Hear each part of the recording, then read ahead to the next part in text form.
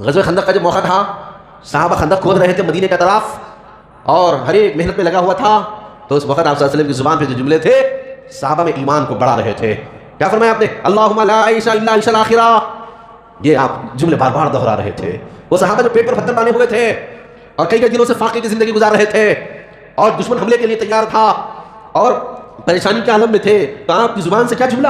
اللہم لا عیش الا عیش الاخرہ. اے اللہ، حقیقی زندگی تو آخرت کی زندگی ہے.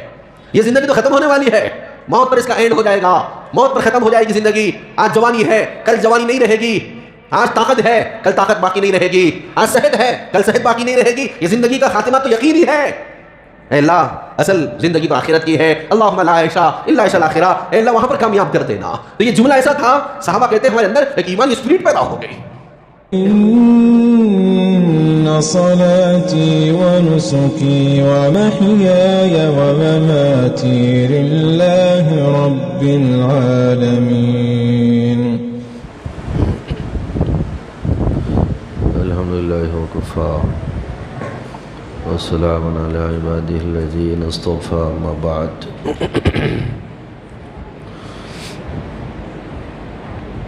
اعوذ باللہ من الشیطان الرجیم. بسم اللہ الرحمن الرحیم. من عمل صالحا من ذکر او انثى وهو مؤمن فلنحيينه حياة طيبة ولنجزينهم أجرهم بأحسن ما كانوا يعملون. صدق اللہ مولانا العظیم. جو ایمان لائے، اچھے اعمال کیے، مرد ہو یا عورت، تو ہم انہیں ضرور بے ضرور پاکیزہ زندگی عطا کریں گے اور ہم انہیں ان کے اعمال کا بہترین بدلہ عطا کریں گے. حضرت سامعین، بزرگان محترم، یہ سورہ نحل کی آیت نمبر 97 تلاوت کی گئی. اس میں اللہ تبارک و تعالی نے روئے زمین پر بسنے والے تمام انسانوں میں اللہ رب العزت کے پاس جس مرد کی اور جس عورت کی قدر ہے انہیں بیان فرمایا. روئے زمین پر زندگی گزارنے والے تو بے شمار ہے، مختلف مذاہب کے لوگ، مختلف قومیں اور مختلف طرح کے لوگ، لیکن اللہ کی نگاہ میں جس مرد کی اور جس عورت کی قدر ہے وہ ہے ایمان والا مرد اور ایمان والی عورت.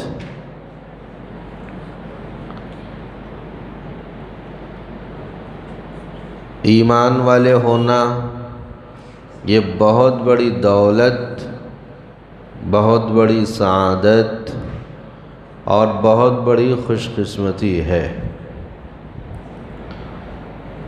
ہمیں ایمان کے لیے قربانیاں نہیں دینی پڑی. ہم مسلمان ہیں، ہم نے ایمان کے لیے جانوں کا نذرانہ نہیں پیش کیا. ایمان کے لیے ہمیں مارا پیٹا نہیں گیا، بلکہ ہم مسلمان گھرانوں میں پیدا ہو گئے.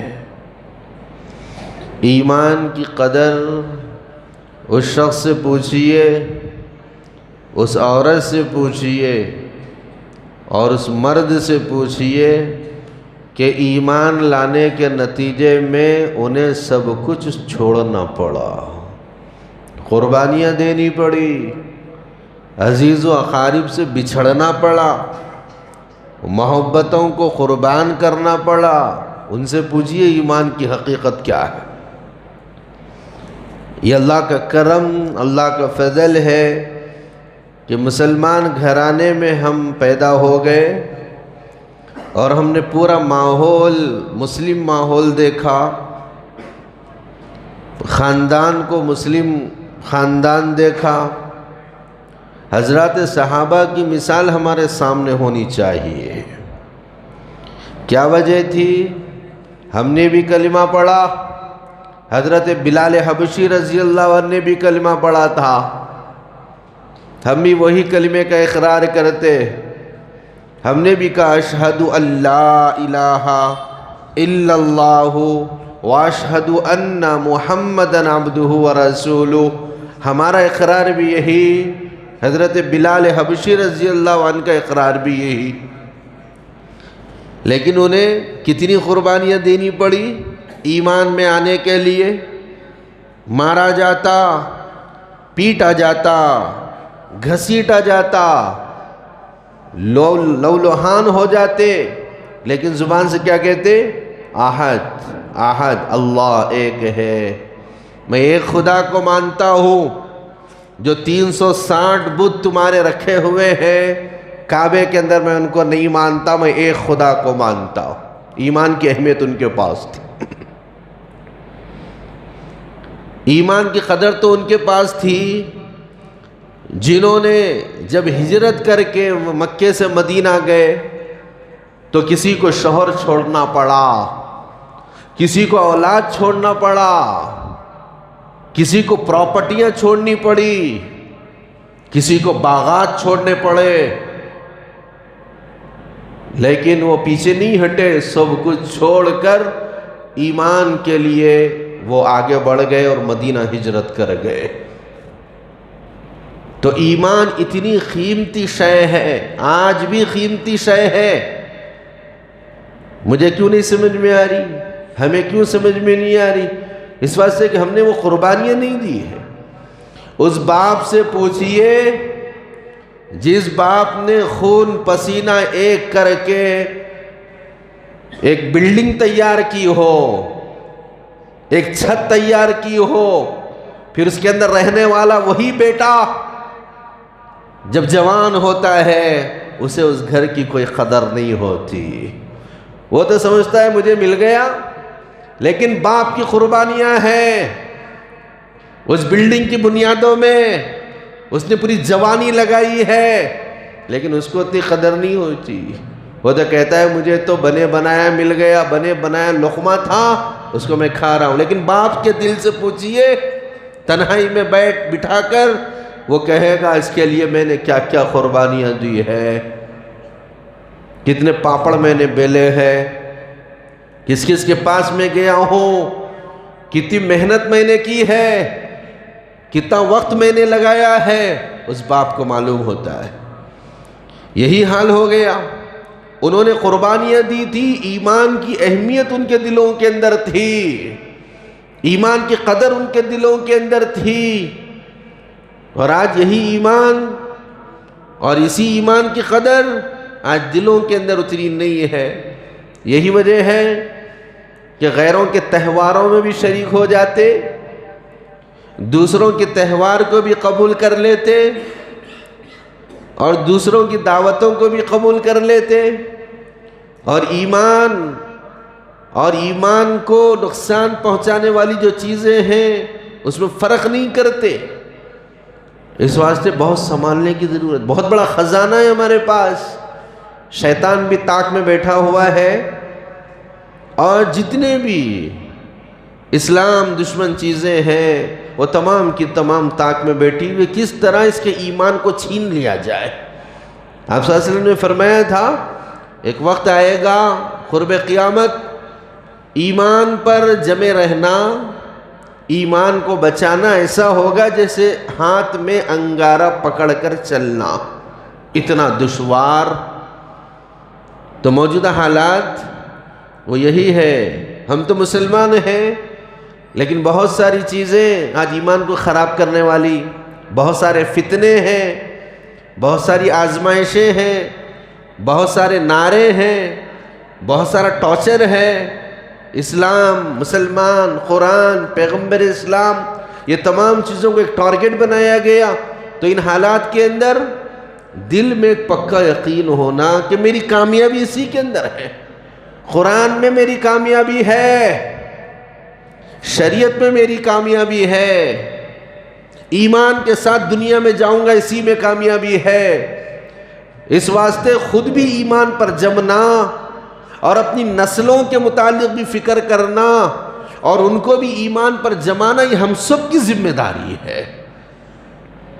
تو اللہ فرما رہے ایمان والے کی قدر ہے، اور ایمان قرآن بیان کرتا ہے آمنوا بمثل ما آمنتم به فقد اہتدوا، کہ وہ جس طرح ایمان لائے اگر اس طرح تم بھی ایمان لاؤ گے تو تم راہیاب ہو جاؤ گے، کامیاب ہو جاؤ گے۔ وہ حضرات صحابہ آمنوا کما آمن الناس، ایمان لے آؤ جیسے کہ وہ لوگ ایمان لائے تھے۔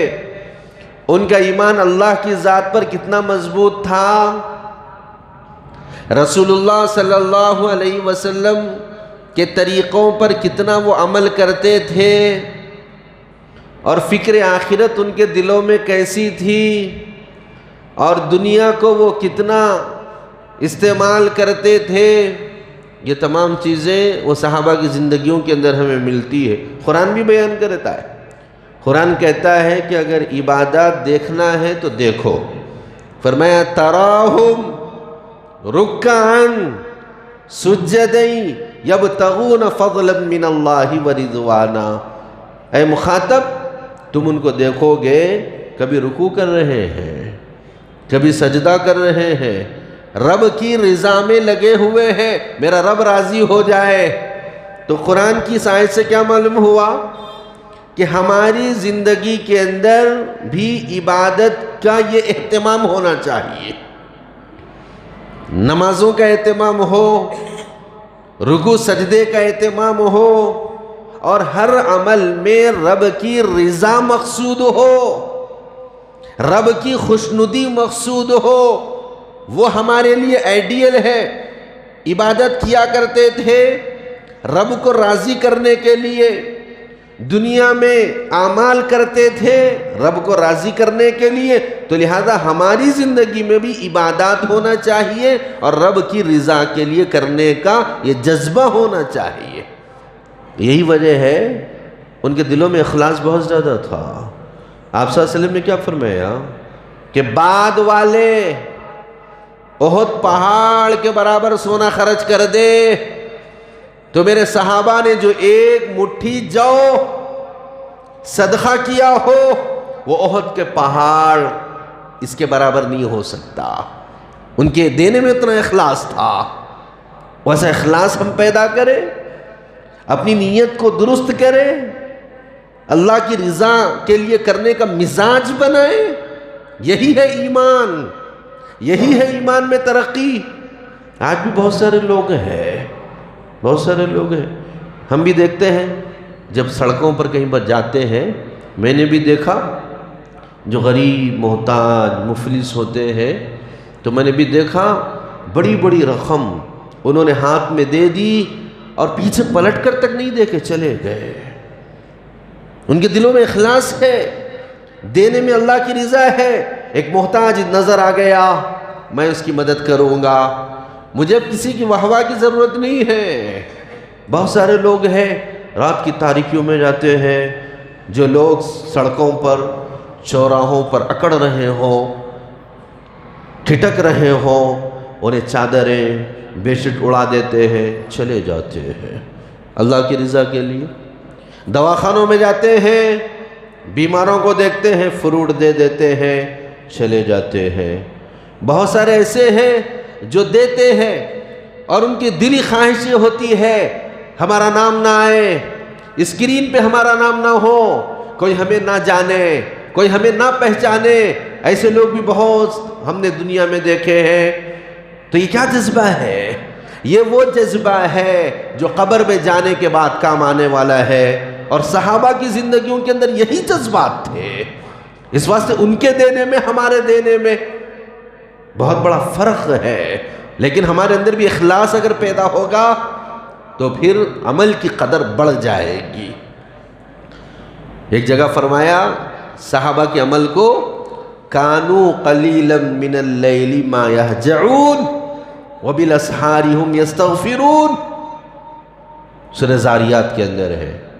فرمایا رات میں کم سوتے ہیں اور سحری کے وقت اٹھتے ہیں، اللہ کی بارگاہ میں روتے دھوتے ہیں اور اللہ سے معافی مانگتے ہیں، اللہ معاف کر دیجئے. تو کیا معلوم ہوا؟ یہ بھی ایک ایمانی صفت ہے، یہ بھی ایک ایمان کا ایک بہت اہم حصہ ہے کہ آدمی رات میں اللہ کی عبادت کے لیے اس کی بارگاہ میں کھڑا ہو،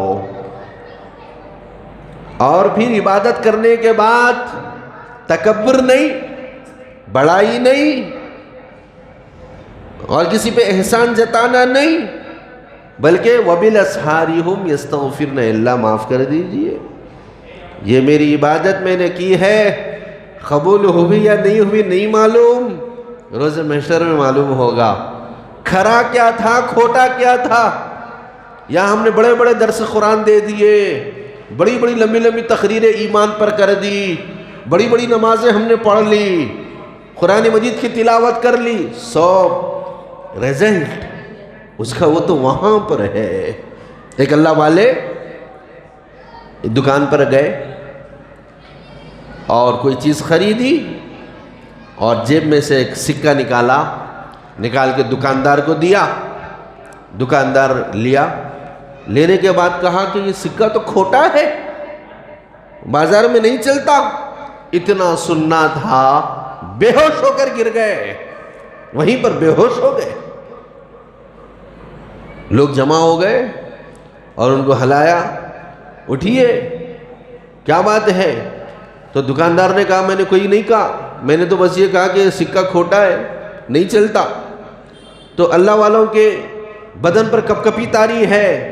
لوگ تسلی دینے لگے، گھبرائیے مت، ہو سکتا غلطی سے آپ کے پاس آ گیا ہو، ہم دے دیں گے، آپ سامان لے لیجئے، گھبراتے کیوں ہیں آپ؟ تو فرمایا کہ مجھے میدان محشر کا نقشہ سامنے آ گیا.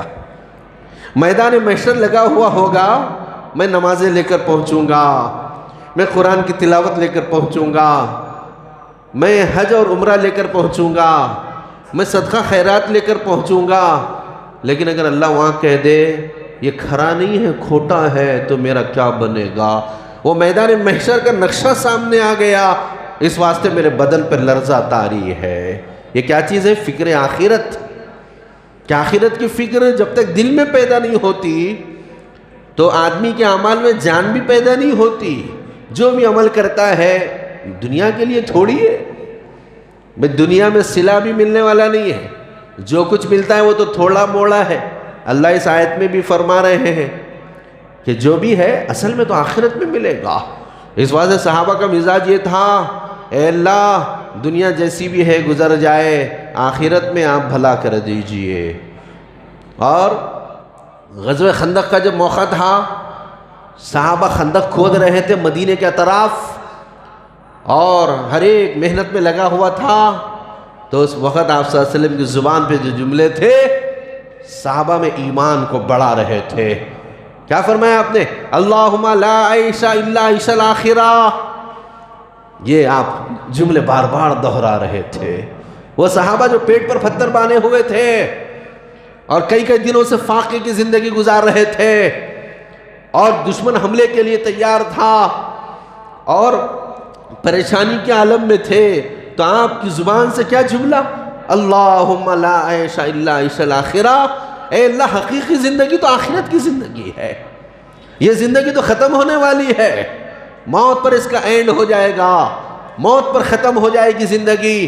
آج جوانی ہے، کل جوانی نہیں رہے گی، آج طاقت ہے، کل طاقت باقی نہیں رہے گی، آج صحت ہے، کل صحت باقی نہیں رہے گی. یہ زندگی کا خاتمہ تو یقینی ہے. اے اللہ اصل زندگی تو آخرت کی ہے. اللہم لا عیش الا عیش الاخرہ. اے اللہ وہاں پر کامیاب کر دینا، تو یہ جملہ ایسا تھا، صحابہ کہتے ہیں ہمارے اندر ایک ایمانی اسپرٹ پیدا ہو گئی کہ ہم یہاں کریں گے، صلہ وہاں ملنے والا ہے. اور اللہ بھی فرما رہے ہیں فَلَنُحْيِيَنَّهُ حَيَاتًا طَيِّبًا.